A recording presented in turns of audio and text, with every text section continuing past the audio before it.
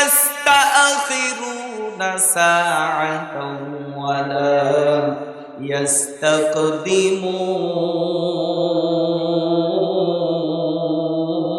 ইস্তাকদিমুন। বলুন আল্লাহু আকবার। আল্লাহ বলেন, দুনিয়ার মানুষ, আমি আল্লাহ তোমাকে এই জগতের মধ্যে পাঠিয়েছি ছোট্ট একটা হায়াত দিয়ে, ছোট্ট একটা জিন্দেগি দিয়া। কি জন্য পাঠাইলাম, কি কাজ করার জন্য পাঠাইলাম? আল্লাহ কোরআন শরীফের মধ্যে ডাকতে বলতেছেন, ওয়ামা আল্লাযী খালাকাল মাউতা ওয়াল হায়াতা লিয়াবলুয়াকুম আইয়ুকুম আহসানু আমালা। আমি আল্লাহ তোমার জন্ম এবং মৃত্যুর মাঝে ছোট্ট একটা সময় দিয়েছি। কি দিয়েছি? ছোট্ট একটা সময়।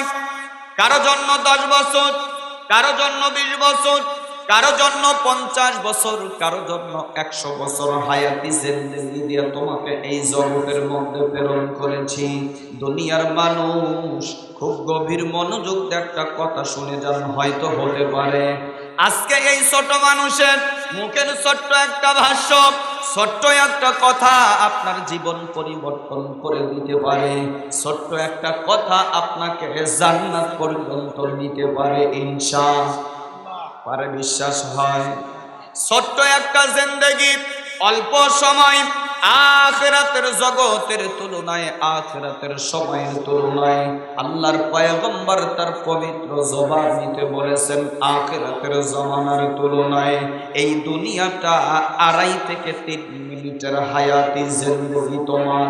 মুসলমান ভাইরা রে আমার, এই ছোট্ট একটা সময় পাওয়ার পরে আমরা কি করব? কয়তলা বিল্ডিং করব, বাসস্থানটা কেমন করব, ল্যাট্রিন কিরকম করব, আমার হাঁটা চলার জায়গাটা কেমন করব, এই চিন্তার মধ্যে ব্যস্ত হয়ে পড়ি। মুসলমান ভাই, আল্লাহ 2,24,000 মতান্তরে আরো বেশি পয়গম্বর আল্লাহ আস্তে আস্তে এই জামানার মধ্যে, এই জগতের মধ্যে প্রেরণ করেছেন।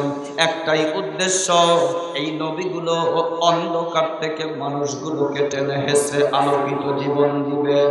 মানুষ অন্যায় পথের ভিতরে হাবু ডাবু খাচ্ছে, এই মানুষগুলোকে টেনে হেসে আলোকিত জীবন দেওয়ার জন্য আল্লাহ যুগে যুগে 2,24,000 পয়গম্বর প্রেরণ করেছেন। মুসলমান ভাই, প্রতিটি নবী, প্রতিটি পয়গম্বর আল্লাহ এই জামানার মানুষের জন্য, যুগের মানুষের জন্য রূপ মডেল হিসাবে তৈরি করেছে। কোন সুবহানাল্লাহ! কি বানাইছে? মডেল, রূপ। তাদেরকে অনুসরণ করতে হবে। ছোট্ট একটা কথা বলি, খুব ভালো মনোযোগ দিয়ে শুনবেন, ভালো বুঝতে পারবেন।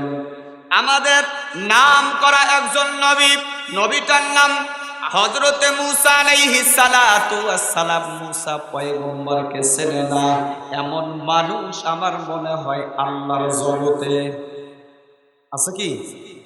মূসাকে চেনে না এমন কোন মানুষ আছে?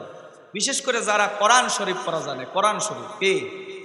কোরআন শরীফ পড়া জানে তারা কোরআন শরীফ খুললেই দেখবেন ক্বালা ইয়া মূসা, ক্বালা ইয়া মূসা, ক্বালা ইয়া মূসা। আল্লাহ পাক বারবার বলেছেন, হে মূসা, হে মূসা। একজন নাম করা কি নবী, নাম করা নবী, আল্লাহর সঙ্গে অধিক কথোপকথন হয়েছে, যার কারণে আল্লাহ পছন্দ করে, ভালোবেসে, মহব্বত করে মূসা পয়গম্বরের নামের সঙ্গে লাগায় দিয়েছে মূসা কালিমুল্লাহ। মূসা, একটু হা হু কিছু বলেন, তাইলে আমি একটু কথা বলে মজা পাবো। আর আপনারা যদি আস্তে আস্তে ঝিমায় পড়ে, তাহলে বক্তা মাঝে মাঝে, আপনারা মাঝে মাঝে উঠা বসা করবেন, জিবাইয়া পড়বেন, কোনো কথার জবাব দিবেন না, হুজুরও ঘুমায় পড়বেন। আপনারা মাঝে মাঝে যেরকম উঠতেছেন, হুজুর যদি এরকম মাঝে মাঝে বলে যে আপনারা একটু বসেন, আমি একটু পেশাব করে আসি, আপনারা থাকবেন? হুজুর যদি একবার বলে যে আপনারা বসেন, আমি একটু পেশাব করে আসি, মাইনে নেবেন কি? তাই আমরা বসে আছি, আপনারা উঠবেন কেন? যতটুকু বাবা, এই রাত, আগামী কাল এই জায়গায়, এই মাহফিল, এই সিচুয়েশন আর তৈরি হবে না। হবে কি? পাবেন? হাজারো চেষ্টা করলে পারবেন। আবার সেই 1 বছর পরে মাহফিল কর্তৃপক্ষ আবারও কষ্ট করে এই সিচুয়েশনটা তৈরি করলেই আবার এখানে বসতে পারবেন। কিন্তু আমার কথা হলো কোন জায়গায়, এই যে আগামী একটা বছর, এই একটা বছর আপনি বেঁচে থাকবেন, কোনো গ্যারান্টি আপনার কাছে আছে? কোনো প্রতিশ্রুতি আপনার কাছে আছে? নাই। আজকের মাহফিল, আজকের রাত আমার জীবনের শেষ রাত হবে। কত মানুষ রাত্রিতে ঘুমাইতেছে, সকালবেলা মৃত্যু অবস্থায় আছেন। কত মানুষ রাত্রিতে ঘুমাইতেছে, সকালবেলা দেখা লাগে দরজা জানলা ভেঙে বের করা লাগতেছে। আল্লাহর বান্দা, দরজাটা পর্যন্ত খোলার মতো ক্ষমতা। আমি যে এরকম হব না তার কোনো গ্যারান্টি আছে কি? তবে আমরা ছোট্ট একটা জিন্দেগি, অল্প সময়, এটার জন্য বহু কিছু করি, কিন্তু অনন্ত অসীম সামনে একটা বিশাল সময় আমাদের সামনে ওয়েট করতেছে।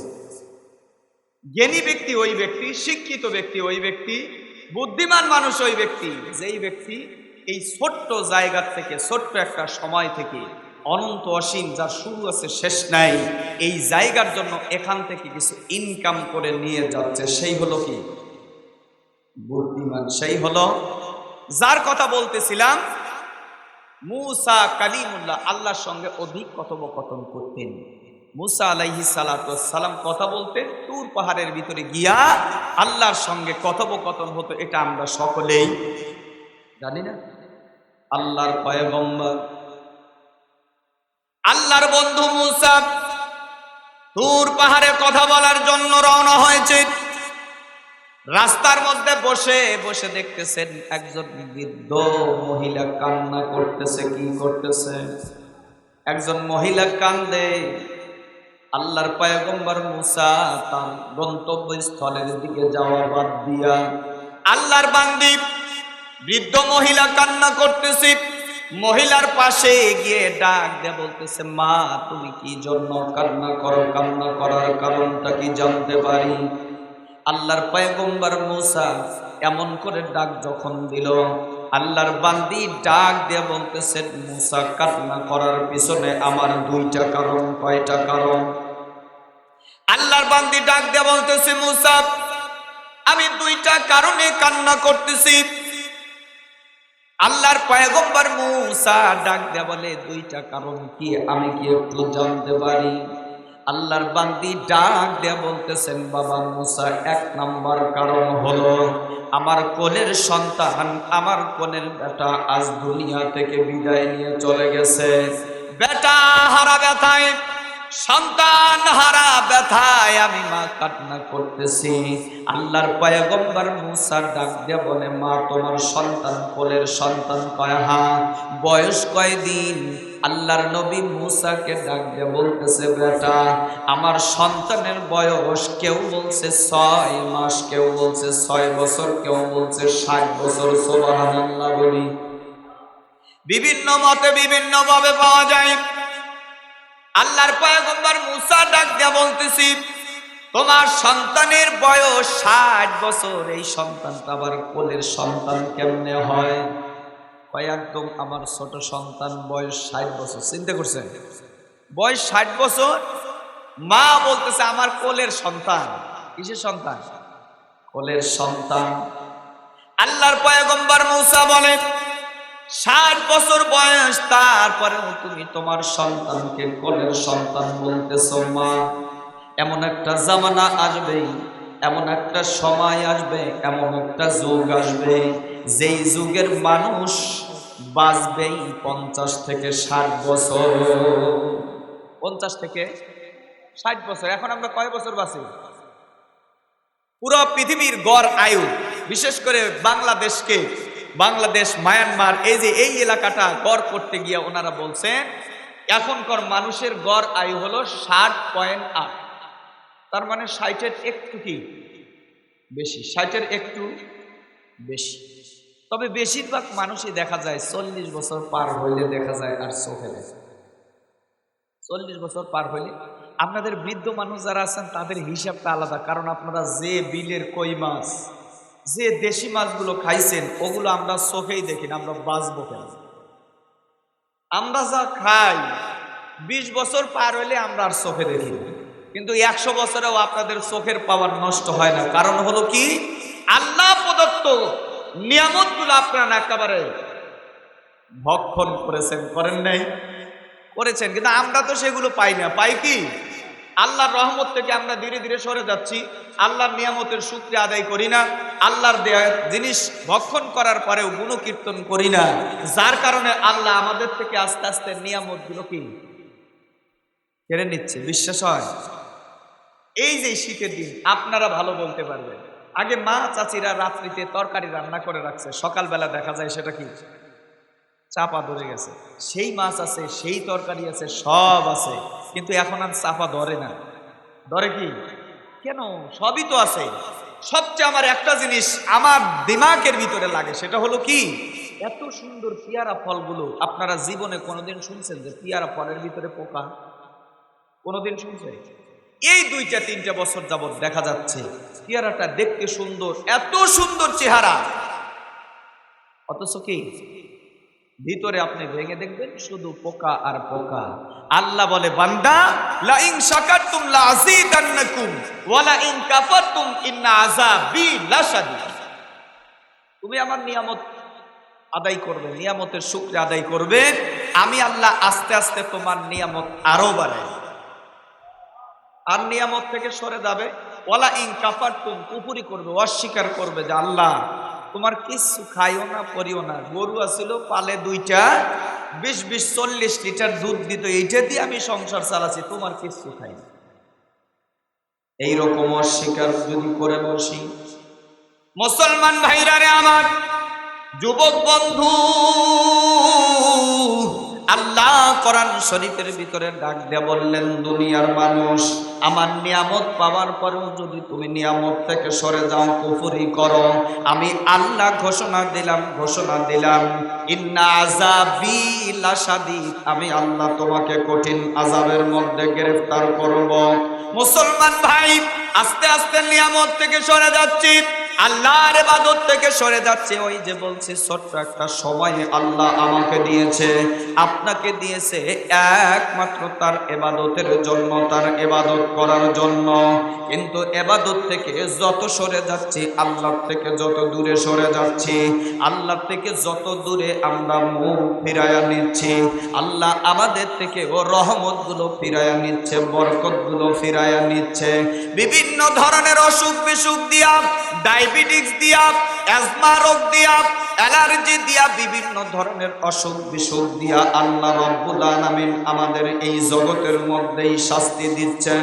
শুধু তাই নয়, বান্দাকে আল্লাহ উদ্দেশ্য করে ডাক দিয়ে বলছে, বান্দা এই পর্যন্তই শেষ নয়, সুম্মা ইলাইহি তুরজাউন, আমি আল্লাহর কাঠ গড়াই, তোমাকে দাঁড় হতে হবে, আমি আল্লাহর কাছে ধরা দিতে হবে, তোমার প্রতিটি কর্মের জন্য হিসাব দিতে হবে। আল্লাহ কোরআন শরীফের ভিতরে বলছেন, ফামান ইয়ামাল মিসকাল যাররাতিন খায়রান ইয়ারা ওয়া মান ইয়ামাল মিসকাল যাররাতিন শাররান ইয়ারা।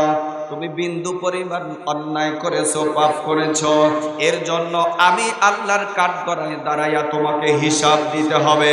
বিন্দু পরিমাণ পুণ্য করেছো, ভালো কর্ম করেছো, আমি আল্লাহ ঘোষণা দিলাম, এর জন্য তোমাকে উত্তম যাজা দিয়া, উত্তম পুরস্কারে পুরস্কৃত করে জান্নাতুল ফেরদাউস পর্যন্ত পৌঁছায় দিব। কোন সুবহানাল্লাহ।